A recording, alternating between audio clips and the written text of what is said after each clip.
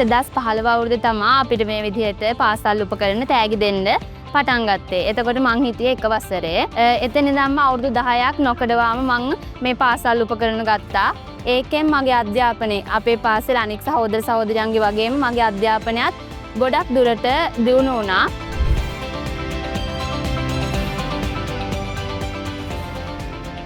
අපේ විද්‍යාලයක සමගාමීව අධ්‍යාපන ලබන දරුවන්ට විශේෂී පරිකර දෙකක් සහිත පුස්තකාලයක් ලබා දුන්නා පමණක් නෙවෙයි.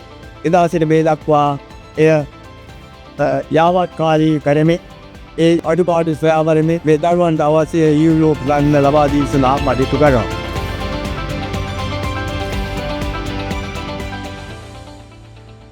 අපිට අප්‍රමාණ සතුටක් දැනෙනවා ඕගොල්ලන් මෙතන ඇවිල්ලා මේ පොත් ටික අරගෙන ගිහිල්ලා ඉගෙන ගනී කියන එක යන අපේ ලොකු බලාපොරොත්තුවක් තියෙනවා. ඉතින් දුවේ පුතේ ඔබ සියලු දෙනාටම සුබ අනාගතයක් ප්‍රාර්ථනා කරනවා. හොඳ ඉගෙනගෙන හොඳ පුරවැසියෙක් වෙන්න මේ රට බබලවන්න.